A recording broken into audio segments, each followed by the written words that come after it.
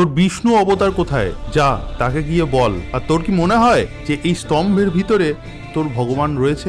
হিন্দু পুরাণের এই বিখ্যাত লাইনগুলি শুনে আপনি হয়তো বুঝে গেছেন আমি কাদের গল্প বলতে চলেছি। হ্যাঁ, ঠিক এই কথাটিই বলেছিলেন রাক্ষসরাজ হিরণ্যকশিপু তার পুত্র প্রহ্লাদকে। হিরণ্যকশিপু ছিলেন একজন শক্তিশালী অসুর রাজা, আর তিনি ব্রহ্মার কাছে একটি অমরত্বের বর লাভ করেছিলেন। তিনি এই বর অনুযায়ী কোনো পশু বা মানুষের দ্বারা না, দিনে বা রাতেও নয়, ঘরের ভিতরে বা ঘরের বাইরেও নয়, স্থলে বা আকাশেও নয়, বা কোনো অস্ত্রের দ্বারাও তিনি মারা যাবেন না। অর্থাৎ এক কথায় তিনি ভাবতেন যে অমরত্ব লাভ করেছেন। কিন্তু তার পুত্র প্রহ্লাদ ছিলেন একজন একনিষ্ঠ ভগবান বিষ্ণুর ভক্ত। হিরণ্যকশিপু যেহেতু নিজেকে ভগবান বলে দাবি করতেন, তাই তার পুত্রের ভগবান বিষ্ণুর প্রতি এই ভক্তিকে কখনোই মেনে নিতেন না, এবং বহুবার এই প্রহ্লাদকে মারার জন্য বিভিন্ন রকম ফন্দি আঁটতেন। কিন্তু সবকিছু ব্যর্থ হওয়ার পর হিরণ্যকশিপু ক্রুদ্ধ হয়ে একবার প্রহ্লাদকে জিজ্ঞাসা করেছিলেন, তোর বিষ্ণু কোথায়, তিনি কি এই স্তম্ভে আছেন?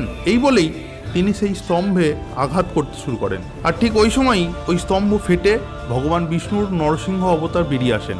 নরসিংহ অবতার হিরণ্যকশিপুকে কোলে তুলে নিয়ে ঝনকাঠের ওপর বসে ঠিক সন্ধেবেলায় নিজের নখ দিয়ে তাকে হত্যা করেন। আর ঠিক এভাবেই হিরণ্যকশিপুকে তার বরের শর্ত অনুসারে শাস্তি দেওয়া হয়।